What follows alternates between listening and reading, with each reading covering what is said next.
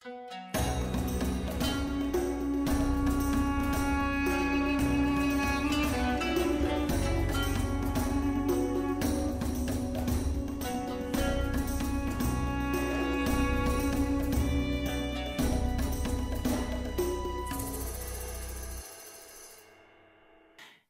gamers, this is Liz Davidson from Beyond Solitaire, and this week on the podcast I have a very special guest, one of my colleagues who's actually agreed to talk to me outside of work, Keith Toda. How are you doing today, Keith?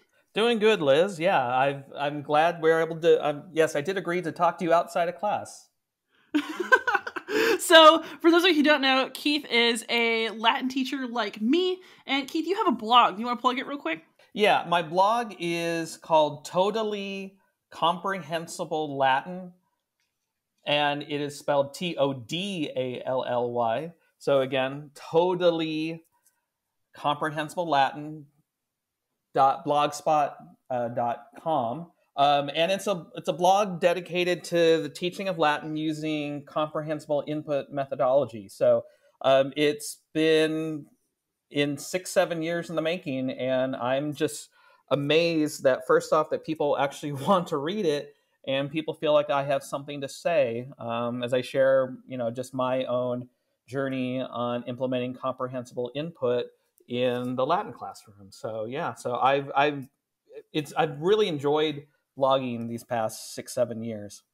Yes, you've been blogging a lot longer than I have. Actually, I read your blog before we ever became colleagues, which was awkward, and then it wasn't, Yeah, it's funny how like I read other people's blogs, and so like when I meet them, I almost get like fangirl kind of thing, just be like, oh my gosh, I read your blog, and they're just like, yeah, it's just.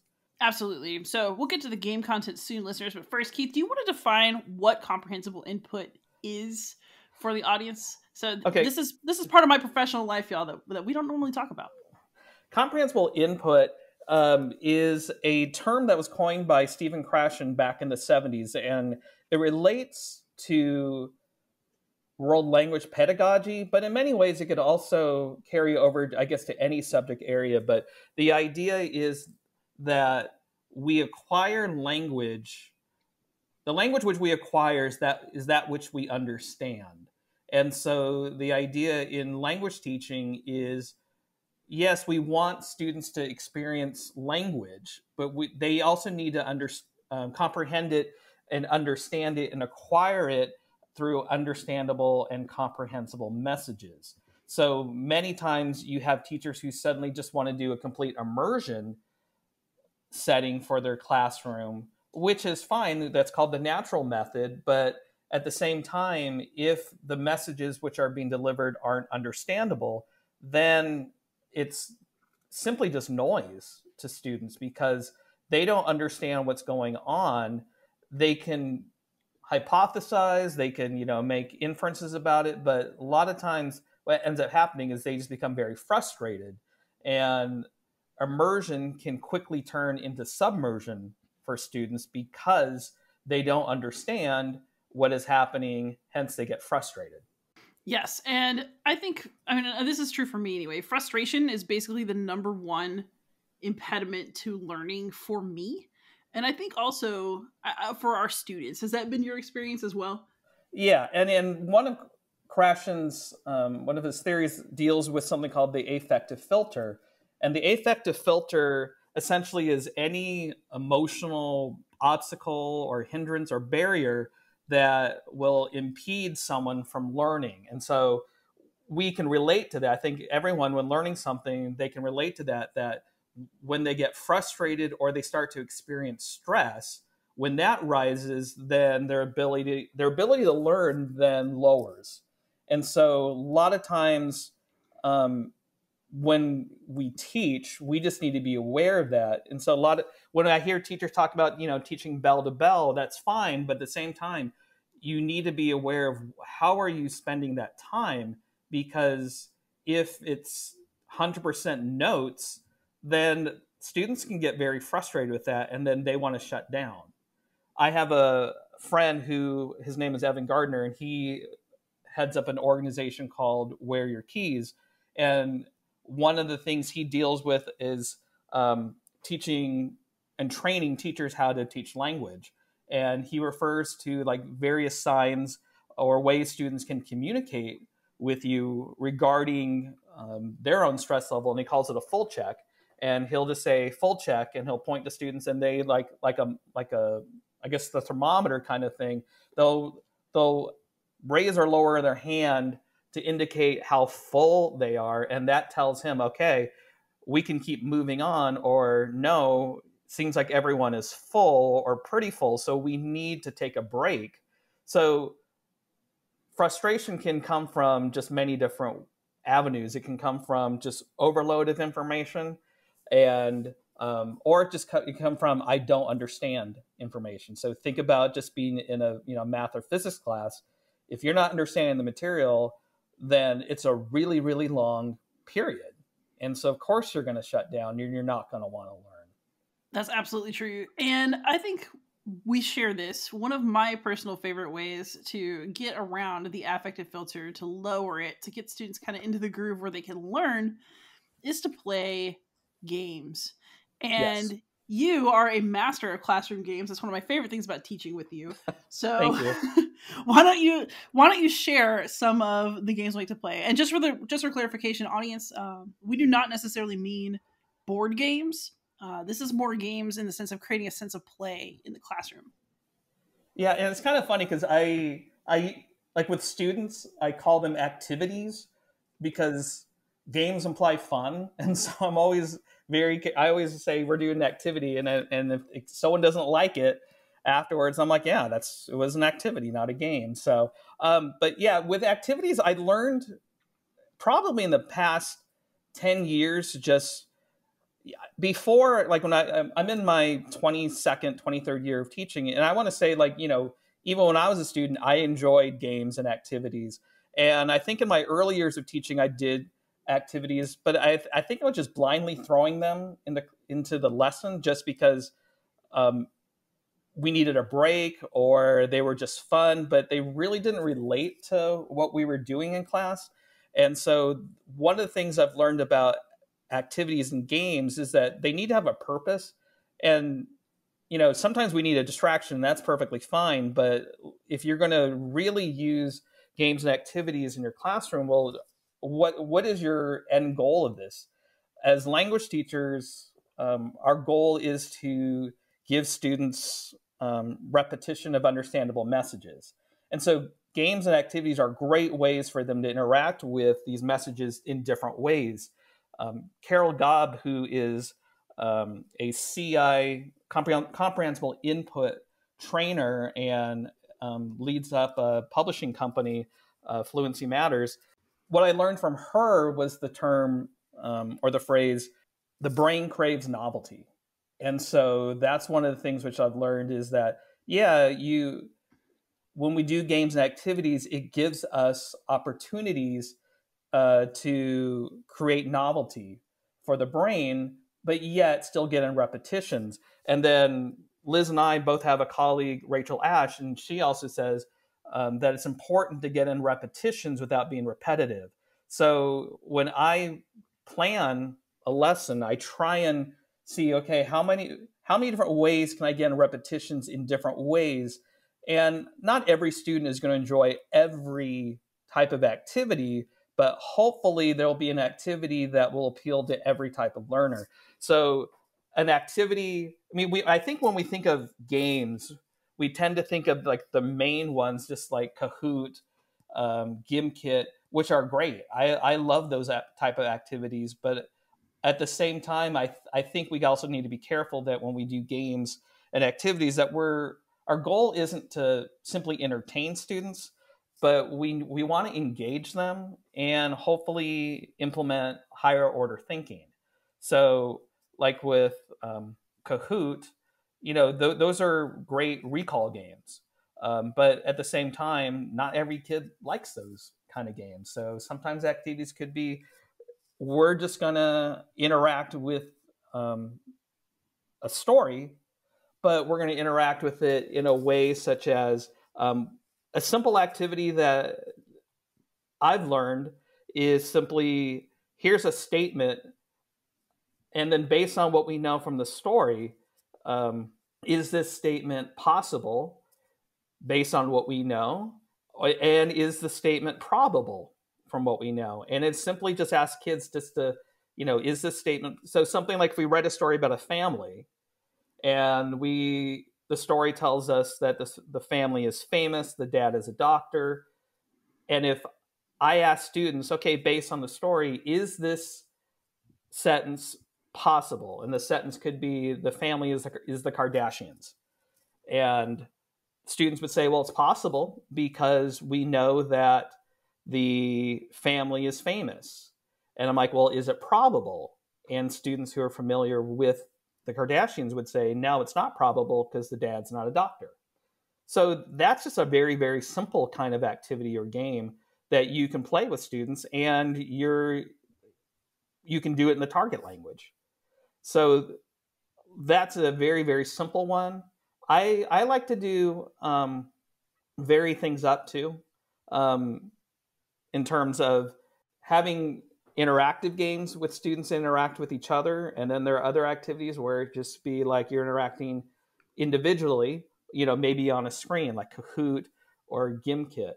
Because at the same time, not every kid wants to interact with everybody. So you try and just give variety so that at least I'm trying to appeal to every type of learner, every type of student, and still give them repetitions of messages. That makes a lot of sense. So for context, in case y'all out there have not played Kahoot or Gimkit, especially in this digital year, we have been working with a lot of apps as teachers that allow kids to play essentially vocabulary or phrase games. Kahoot is a very basic trivia game. Gimkit has a Kahoot-like mode, but they also have things like a knockoff Among Us and a humans versus zombies team mode where you're trying to get the kids to, want to do Latin vocabulary in order to take out the opposite team. And there's also another app out there called Blookit, for those of you who are teachers, Blooket, that has a variety of games, one of which, interestingly, is a Slay the Spire knockoff, where in order to get cards, you have to answer questions correctly that your teacher has assigned. So, Keith, those are some online games that we play. What are some of your favorite classroom games? What are we going to play when we don't have to sit 6 feet apart anymore? It's funny because I was, when I think about that, I'm like, oh, what did we do a year ago when we were face to face? I guess one of the games that I like to do, because I like the kind of games where, especially as a teacher, if I can just facilitate it and the kids play with it, then that's all I have to do is walk around. A game that I learned about probably 6-7 years ago. I learned it from a Spanish teacher, and it's in Spanish it's called seis, which means 6. But in Latin, the word for 6 is sex. So it's called the sex game. And it's always really, really funny, just because in many ways it simply is just the number 6 in Latin. But what it is you divide groups into groups of 4, 3 or 4, and you have there's one pencil or writing implement in the middle of the group. Each group has a list of sentences that they have to translate into English, and this is probably pretty late in a lesson plan. By this point, they're very, very familiar with the reading and the story, and so it's more of a speed game of how fast can you translate a sentence. But the way it's played, though, is that there is a single die, and one student will roll the dice, and if the student rolls a 6, then they get to grab the pencil or writing implement and start translating. The dice goes to the next person, and that person wants to roll a 6. If the person doesn't roll a 6, then it goes to the next person. And so the idea is you want to roll a 6, and the minute you yell a 6, in Spanish you yell seis, but in Latin you yell sex, which makes it even like twice the fun. And so the idea is And I tell students, like, I want to hear you yell it, okay? Just don't whisper it. I want to hear you yell sex. I want the people next door to know we're playing the sex game. Because that always gives me an opportunity to explain, oh yeah, sex just means six in Latin. So, fun story about that. My very first observation from our principal was on a day that we played the sex game. And so, I've got these kids who like, sex! Like in the middle of my, I was at a trailer last year, and thank God this principal already knew how our Latin department worked and the kind of stuff we did, because I did not have to explain it. He was like, oh, it's that game, huh? And let it go. And kids either love it or they hate it, just because in many ways it could be that you get the kid who knows all the sentences and is ready to translate but never rolls a 6, or when that student rolls a 6 and grabs the pencil, by the time the student starts to write, they get maybe 2 letters, and then the next student rolls a 6. And then you get groups that are they're frustrated because the person who is writing and translating gets to write for like 3-4 minutes because no one's rolling a 6. So it's random. And so that's one of the things about games and activities too, is there'll be students who love games and activities, and there'll be those who hate it. And just like a game like Kahoot, which is a very competitive game, the competitive kids really like it because it's a speed game. So you're answering a question on a digital app, and the quicker you answer correctly, the higher amount of points you'll get. But the competitive kids will, if I've noticed that if they get a question wrong, they won't play anymore. And then those who are slower processors don't like the game because they feel like they can't win. So sometimes I just have to be aware of that, in terms of, okay, is this an activity that it's only appeals to fast processors? How will competitive kids react to this? How will slower processors react to things? So those are things which games and activities are great, but you also have to just be aware of, all right, who's my audience? And sometimes games activities don't have to last a full period. Sometimes a game like the sex game for me is good for about maybe 10, 15 minutes, just because it gets old and kids get frustrated. So you bring up something interesting here, though, that I really like to think about, actually in context of board games as well. I think a lot of people who don't like a board game will often say, well, it's luck driven. It's too luck driven. I don't get to lean enough on skill. But I also think that there is something good about games that kind of equalize the playing field in that way, especially when you are playing with people of varying skill levels. Do you think that having some games where even the person who maybe isn't going to guaranteed win in a pure skill test, don't you think a game where they have a chance is maybe better in a classroom because it kind of lowers that affective filter, lowers that sense of competition? Well, it depends on the game too. So just like with the sex game, because you're rolling a die and it's based on chance, that equalizes the game for everyone. Because it could be that a student who may not be the fastest processor could actually do very well at the game because the people in this group are not rolling a 6.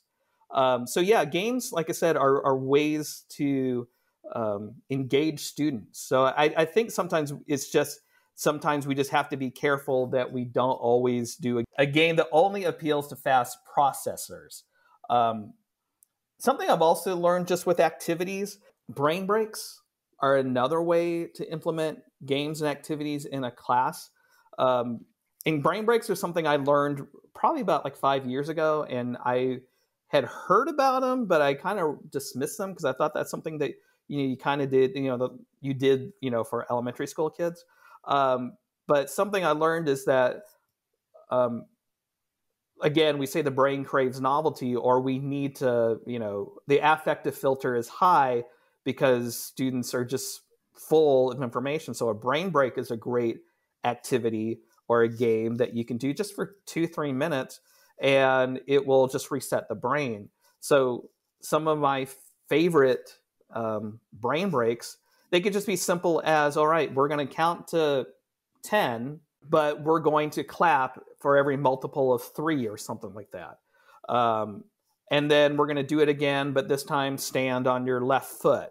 So in other words, all you're doing is just an activity, but we're just kind of resetting the brain. Another one that's fun to do is true or false. And it could be something that maybe we've done in class. You just give them a statement and you're like, is this true or false? And I make them like put their hands out in the form of a T if they think it's true. They got to stand up too, because that's part of it. And if they think it's false, they put their hand on their head. So sometimes I could give them like a real random fact. And the activity is, all right, well, I'll give you a statement. And if you get it correct, then you get to remain standing. If not, then you sit down. And, you know, how many people are left standing after 3 statements? So if I were to give you a statement like the highest, or I'm trying to think what's the best way to say this, the best selling product at Walmart is shampoo. Is that true or false? And I'll ask students, okay, put your hands out in a T if it's true, put your hands on your head if it's false. And then I say it's false. The best selling product at Walmart is bananas, which I didn't know. I would have thought like toothpaste or something, but so wait, is that an actual fact? That's an actual fact. Seriously? Yeah. Whoa.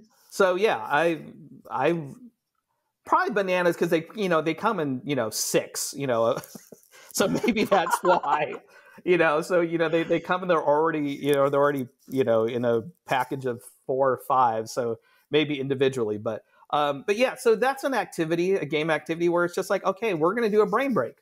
Yeah. Although I have to tell you, yeah, I have a favorite brain break, and it is definitely the Wii Fit Brain Break. So if any of y'all out there is a teacher or you want to entertain your child for 5 minutes, go on YouTube, find somebody doing a playthrough or a let's play of Wii Fit, like one of the obstacle courses, and have the kids stand up and just pretend that they're doing it, like running in place, jumping, yell at them in Latin a little bit if you're a Latin teacher. That is hilarious. And of course, it eventually devolved into occasionally I would let them do a short Just Dance thing at the end of class as a reward. Yeah, and the Wii obstacle course, it's actually pretty funny just because I think like when the first time I did it, students like, we're doing what? I'm trying to explain what we're doing. And so I'm like, we're just going to watch, a Wii obstacle course. And then you have to set the speed so that's fast. And all you're doing is like, okay, we're going to run. And you're, in Latin, you're like, curate.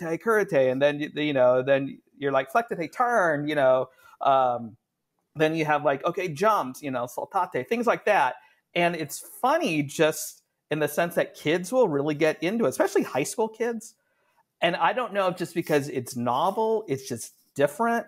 But at the same time, I would have students who would request, like, can we do the Wii obstacle course as a brain break?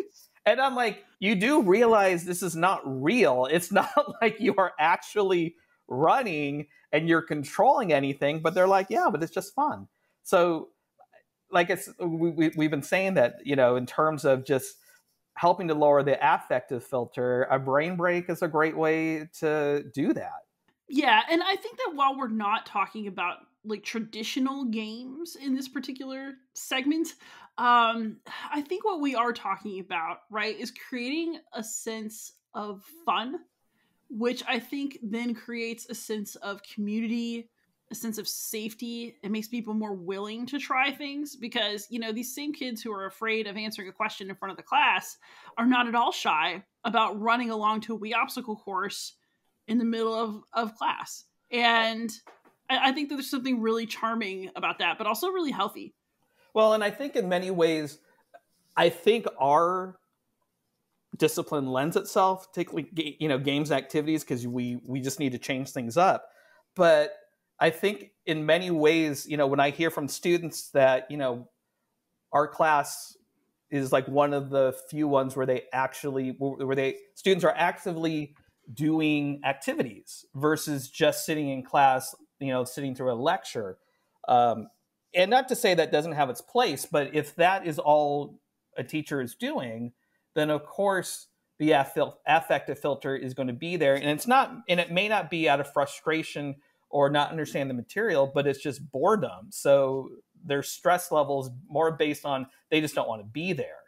So I think when incorporating games and activities, and I think because we as instructors want to make it a fun environment, and we want to make it so that, you know, we're trying to get students engaged different ways.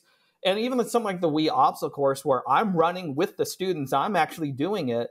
It is a great way to build community and just be real with students, that we as teachers, we need to have fun too. So many times I have fun just watching students play games and activities, because I'm like, oh, you're having fun? Okay, so I'm having fun too. Oh yeah. I mean, there's nothing like getting kids really pumped up to, you know, do something that is technically work, but somehow you've made it not feel like that by turning it into something else. So you call this the highlighter game, but I have just changed the name. Sorry. It's now called Marker Knife Fight. And that's pretty accurate as to what to call it. So it's the only speed game that even my slower processing students really love, because there's like that little edge of violence to it, but nothing too serious. So for those of you who have never seen an amazing round of Marker Knife Fight, basically you put for Latin class, you put a bunch of Latin vocabulary words in a word cloud on pieces of paper, you print it off, and you have the students pair up, and each of them has a soft-tipped writing implement, so a highlighter or a marker. No pens, for reasons that you will soon understand. So as they're sitting there, you know, you kind of make it real dramatic, but very slowly with weird pauses. You'll say a word in English, and they race to be the first person to cross out that word in Latin on the page. So if they're looking for dog, you know, you say it, and they're like, ah! Like you hear like people just thumping against the binders that the papers are on, or you know, no, that was me first. No, they're coloring over my marker. There's actual screaming every single time you say one of the vocabulary words, and it's great. Yeah, and it's a fun game in the sense that it even like what I found for that game, and I don't know if it's just because if you actually think about it, it sounds like a stupid game. You're like, yeah, you're just highlighting it, but because because it's a word cloud, so the words are scattered, and so, you know, they're horizontal, they're vertical, and they could be upside down for the kid depending on where it is. It's just fun seeing kids really, really attack that game. I mean, you're saying it is violent. Yeah, I've had students break highlighters over this. Like their sheet of paper is like all torn up. The people they're playing with have highlighter all over their hands from the other person highlighting their hand instead of the paper. What I love most too when we do an activity is if I hear a student say, that was really fun, I want to play it again. Then for me, I'll be like, okay, we'll play it again, but I'll wait like maybe 4 to 6 weeks to play it again, just so that it preserves the novelty. Because if I play it like every week, then suddenly kids don't want to play anymore, you know, or it's the same people that win. But yeah, so a lot of times I'll just be like, okay, great. I want to hear students say, when are we going to play X game again?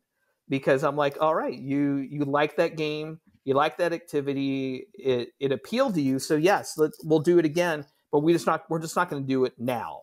Right. I think this is true in actual board games as well, which is why I think this is such an interesting topic just generally, which is that, you know, novelty is something that we all crave. I think that that's the reason that, you know, within the board gaming hobby, we're always chasing that next new game. We always want the potential of that next big game, but also, you know, I think that most of us do not play the same game over and over and over and over again. You have to rotate. And I think that you know, the mind does crave novelty. That appetite for something new doesn't change when you get older or when you're just in your fun time. Yeah, and it's interesting now just because with students, I also have to be aware of, all right, what are other activities or games that other classes are doing, other teachers are doing, because like when Kahoot was really, really big, by the time they would come to my class and I would do a Kahoot review, they'd be like, I've played this 4 times today. as part of an exam review. So, I try and, keep an ear to what is new or what are some new things like GimKit. Last year became a big game, and now Blookit is another tool for us to add. So, I like the fact in many ways that other teachers don't know about some of these activities, so that when we do use it in class, kids enjoy it because they're like, oh yeah, we played Blookit in Latin class, versus, we played Blookit in every class and I need to look towards something new. So I appreciate, especially like GimKit, because it was developed by a high school student. He knows that, like we're saying, novelty. So it's not this, there is the basic game, but he also knows that he needs to keep changing it up to keep students interested in the game, versus Kahoot, which, has remained pretty static. GimKit, there's like the Thanos mode.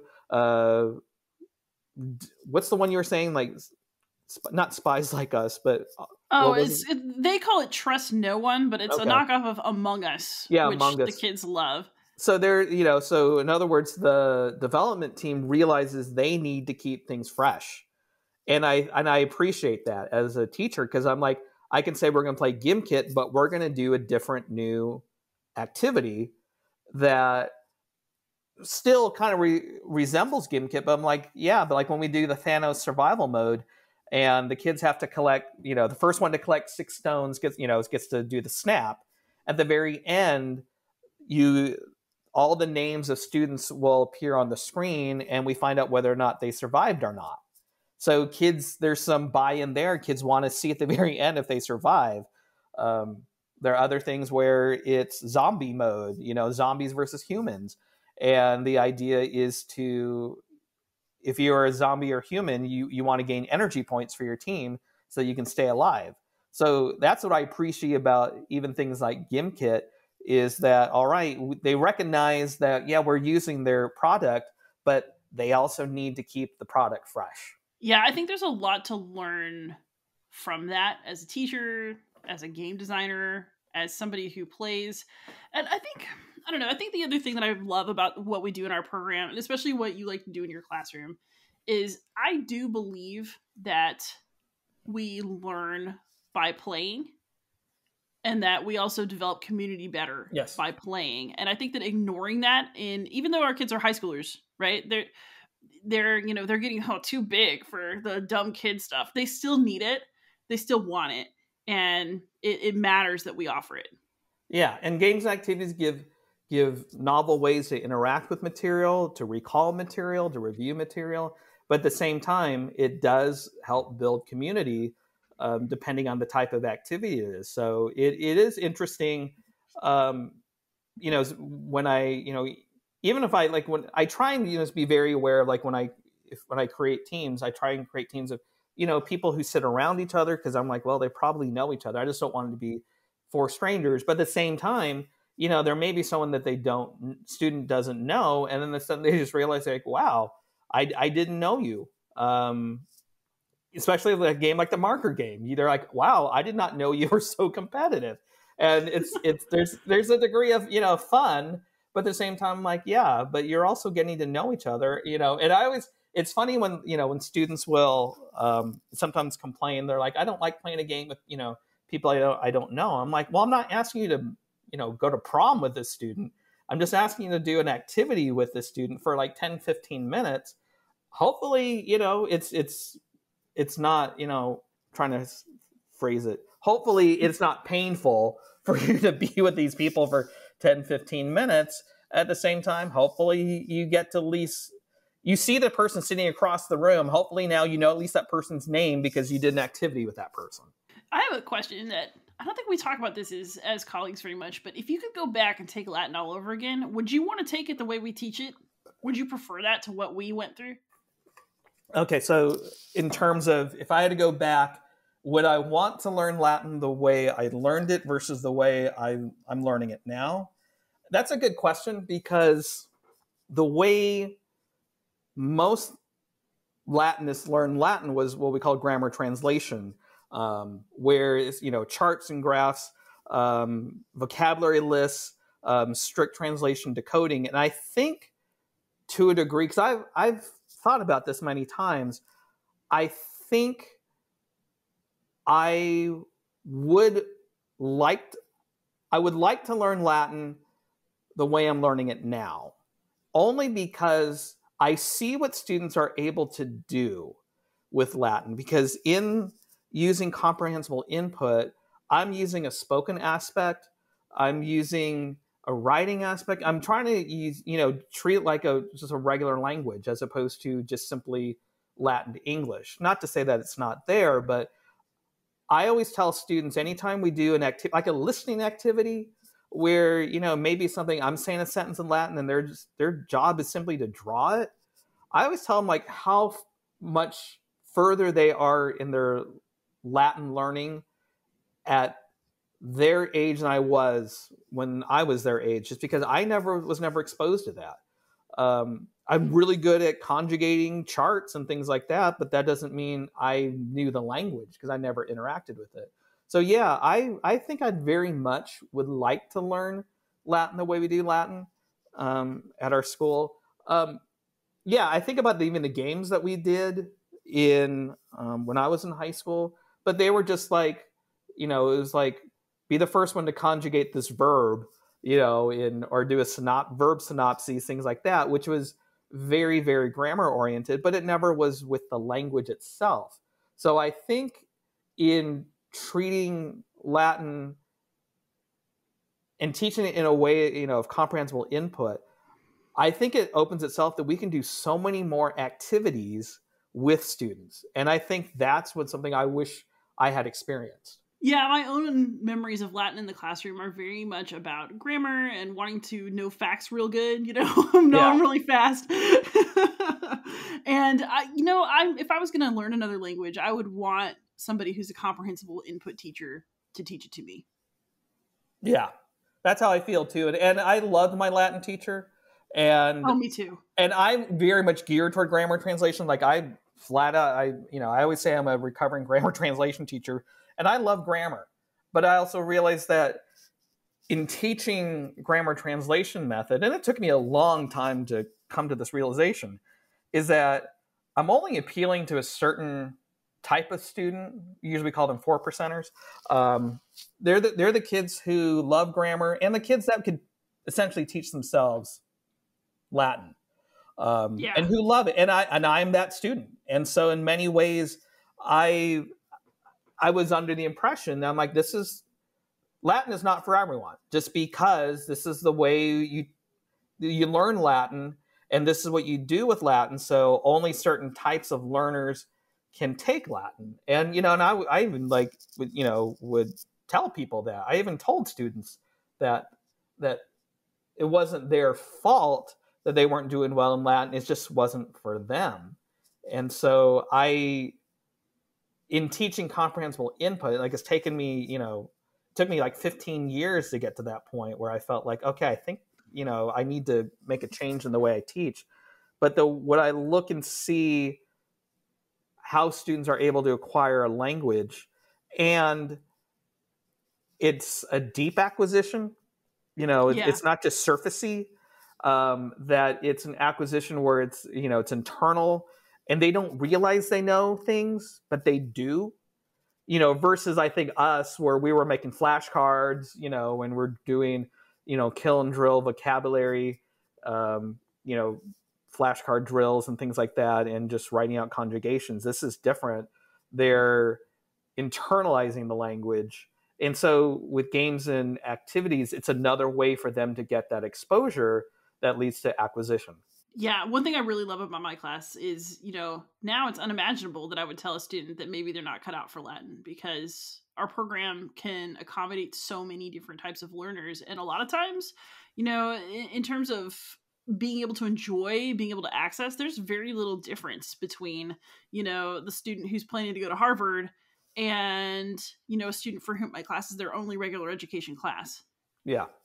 And I think games and activities can help us with that, because we are trying to, as we said, get in repetitions, but also just appeal to so many different types of learners just with different activities that suddenly, okay, maybe this particular student who's very visual did not get as much out of a particular activity than this other student, but at the same time, we're going to do something else.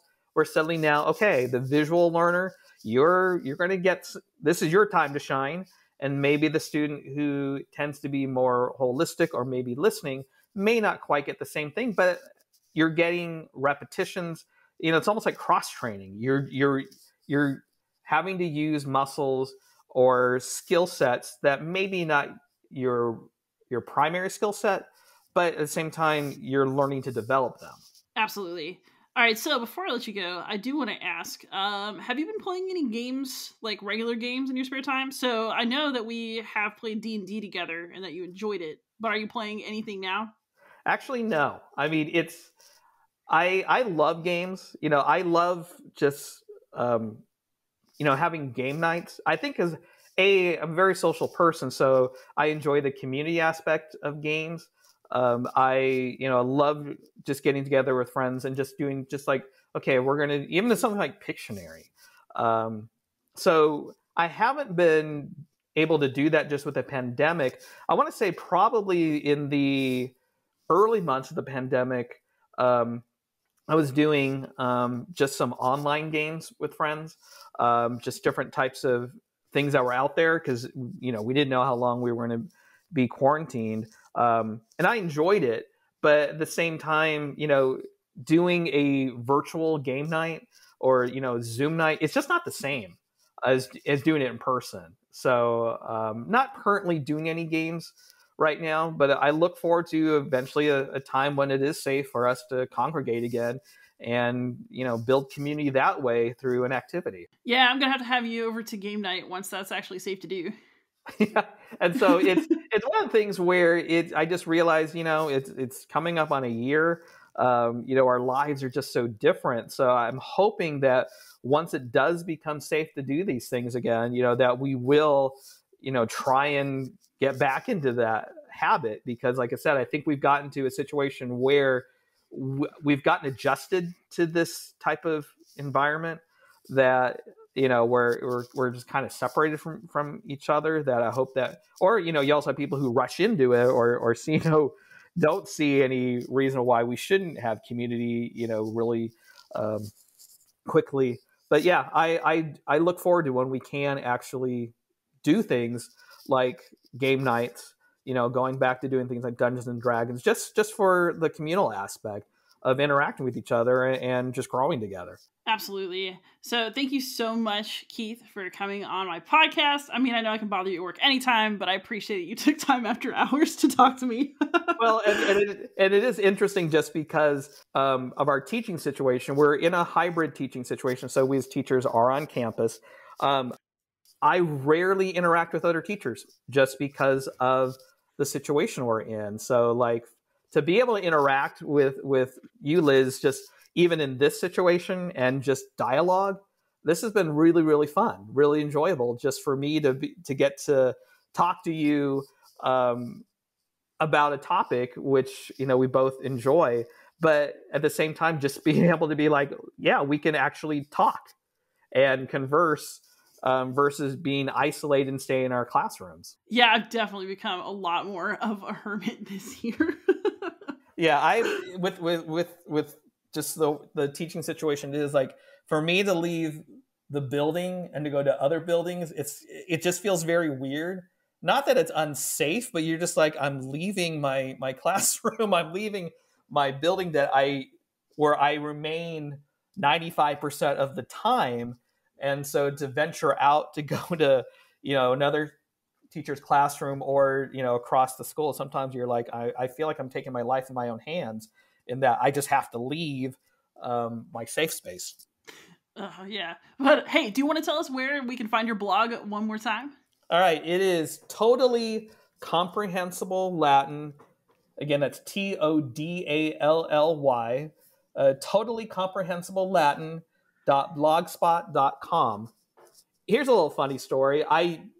Before I did this blog, I had a teacher webpage that was just totally Latin. And that was, back in the day, back in, 2010, 2011, I had, it was just a way to, before we had like Google Classroom and things like that, this was a way to post assignments. And so it was totally, Todally, Latin. And I would tell students, go to Totally Latin.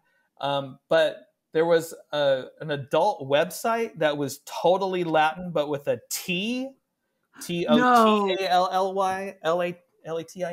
And so I would have students and parents go to that website and they're like, Mr. Toda, that is not, I don't think that's your website. And for the longest time, I was like, I don't know what you're doing. And then they told me what it was. I'm like, oh, okay, yes, you need to make sure it is totally with Todally, not Totally. And I'm not going to change the website name because I'm like, this is my website. So, but hey, they ran into a whole wrong version of the sex game. But yeah, so like when I did my blog, at least then I changed it to add in the comprehensible part. So.